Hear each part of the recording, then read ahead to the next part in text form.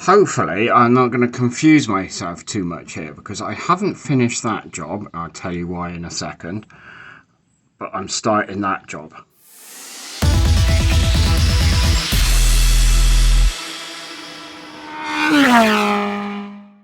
Generally I try and just do one thing at a time so that I can concentrate on one thing and get it done, but I can't complete the roll cage. And I'll just show you why. So all the bits of metal for these cross members are all made, and I also made a plate that's going to go at the bottom, but it's also going to have the mounting points for the harness.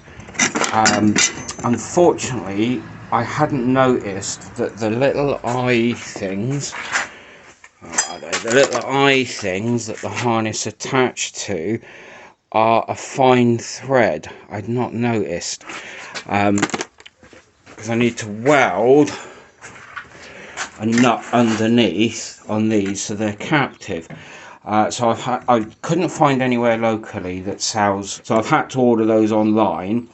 So I can't get that done, which means because those cross pieces come down and sit on top of that plate, because that plate also acts as a spreader, I can't weld those in. So I've hit a bit of a delay there, which I do find frustrating, because I do try and have everything, you know, as part of my background's project management. I do try and make sure I've got stuff in plenty of time. Anyways, what that means is then I needed to move on to a different job. So the different job is sort of a bit of a milestone really, because I'm moving from chassis to suspension. So I'm going to start making the front suspension arms. I bought from Kit Card Direct. These are for a low cost, because I thought it would save me a bit of time and effort, although they're not going to be quite correct. So that one I've adapted to the spec I need, so I'm making the lower one at the moment. These are made to fit the sort of fairly standard Cortina uprights, so the little holes there are for this to fit in. And so there's my scribblings here say, with the front suspension you need what they call a bit of caster. So if you imagine that being the upright, it doesn't go horizontal, it goes, is it that way round, offset, top is, yeah, so it leans back slightly. Everything I'm reading, it's kind of between 5 and 10 degrees. I've made a slight change to suspension mounts, because I was going to just put them through the top, as I discussed before. I'm now putting the lower ones through the bottom, as discussed with, I'm going to fail again with names, so as discussed with somebody on my YouTube, actually having them in like that, where there's spaces, it means I can move them a bit either way, which means I can change the caster. The reason for possibly wanting to change it, as well as obviously the testing and tuning aspects, is the more caster you have, the more stable it makes the steering, and also I believe the more it makes the steering self-center. So for this sort of high speed thing, that's probably quite useful. On the other hand, oh, it also makes the steering a bit heavier. On the other hand, when I probably going to do some auto solos in this, I need to be able to steer as quickly as possible. One of the problems I had with the Exo Booster is because surprisingly, with such a light car, the steering is fairly heavy on there, so I can't, it's basically when you steer on those, you do the old washing the window thing, to, you know. I can't do that on the Exo Boost, so I have to use both arms to turn it, which means sharp turns are much slower because I just can't change direction quick enough. It's absolutely brilliant on track because obviously you don't have corners that tight. So anyway, I thought it's best to pump. So basically the caster I've designed for is basically straight out of the LoCost book.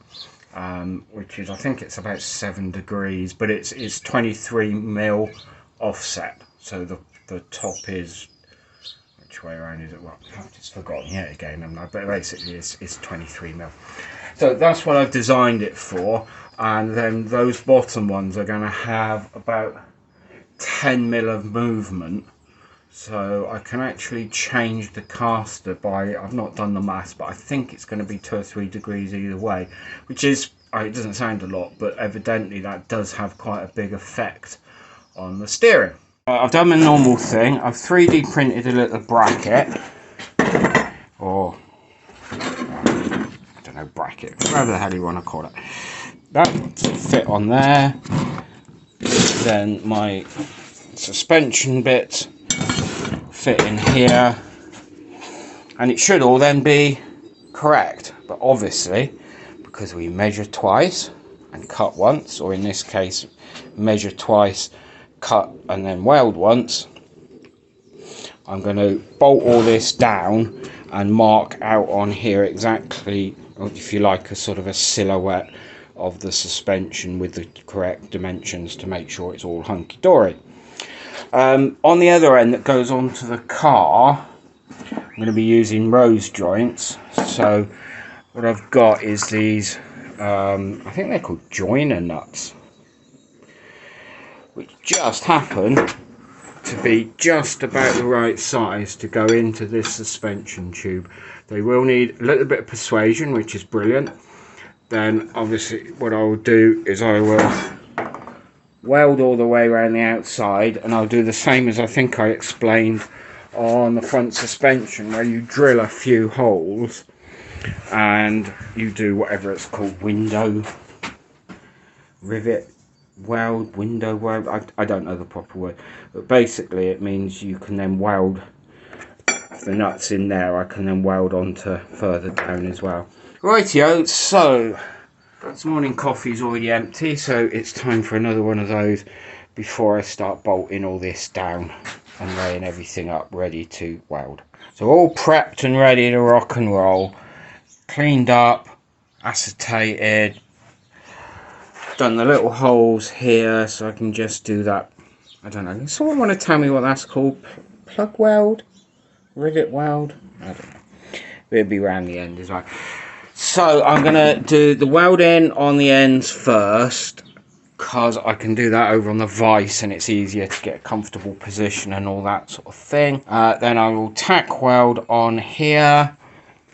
Then the exciting bit, well, it's exciting for me anyway, is trying it on the car and making, as long as it fits correctly, I can then go for a full weld.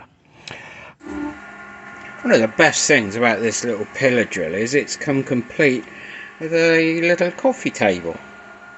That's handy, isn't it? They must think of everything. So that's both of those welded in and kind of cleaned up a bit. Okay, so it's all in position, ready to tack. This bit of metal here is just weighting down the, I call that the brackety bit, because it keeps trying to topple over.